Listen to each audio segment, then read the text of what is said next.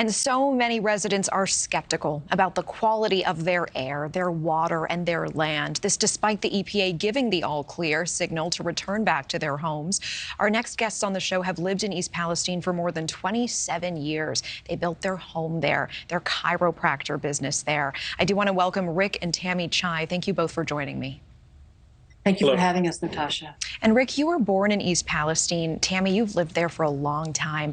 How are you both doing? And Rick, specifically, have you experienced any health issues? It's funny. I was born actually the next town adjacent, but we did a few interviews. I was feeling great just as after the same as before the wreck. But I went and filmed in the creek yesterday, right by our house, and unfortunately, I stayed there like 45 minutes, and I feel like I have strep throat. I burnt the nasal part of my in my chest, and yeah, so that's the first symptoms I had experienced. So I think it was too close to the creek. Yeah, and we are 2 weeks out from the derailment and the burn. What did you see in the water? What did it look like to you? I moved some rocks, and I actually videoed. There's a milky substance that rises to the surface, and it covers the water. So it's seeping into our groundwater.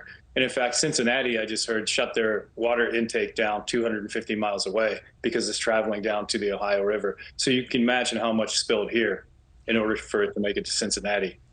Tammy, what did you experience that night when you first heard about the train derailment in your town? Did you hear it directly from authorities, or was it really social media?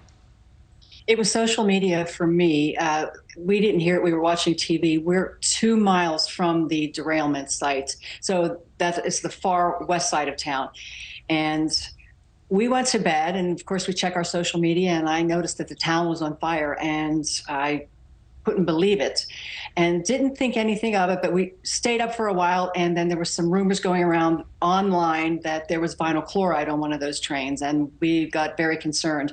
So it was the next day, throughout the day, I only ventured out once or twice with my dogs, and I started to have some scratchy throats. And that lingered on through the weekend until we finally evacuated on Sunday night.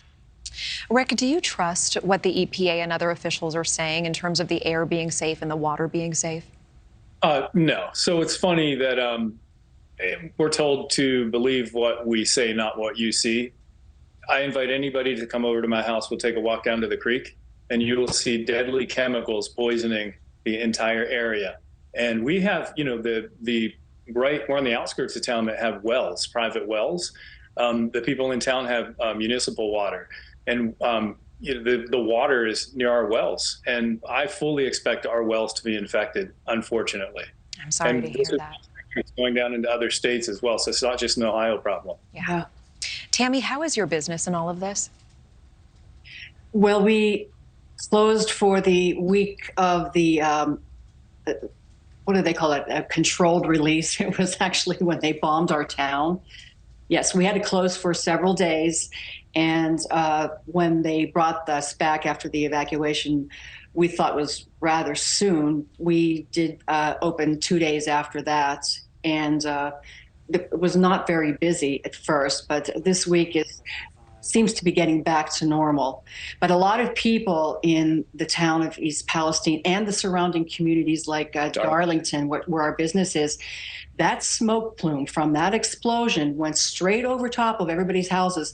And those people have dust and toxic chemicals in their homes, and they are not getting any help to get it cleaned. Some of the people in town are getting some cleaning where they come in and spray the walls, and nothing like a hazmat cleaning or a duct cleaning. And people don't have the materials to do that. So, and no help. And there's nothing like, there should be something like a presser or some kind of place to get information daily, because people are very confused and they don't know who to turn to. And this is a terrifying time. Terrifying. I absolutely hear you, Tammy. And you know, Rick, we are hearing that Norfolk Southern is offering $1,000 to residents who are afraid and had to flee their homes, maybe more if they provide receipts. But those 2 residents that our investigative reporter Rich McHugh are speaking to were having difficulty and were turned away in some cases. Is $1,000 enough?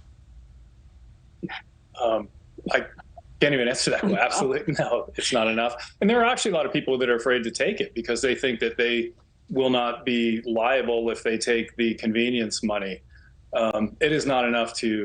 Thank you for watching. Go to newsnationnow.com to find News Nation on your television provider. And don't forget to click the red subscribe button below to get more of News Nation's fact-driven, unbiased coverage.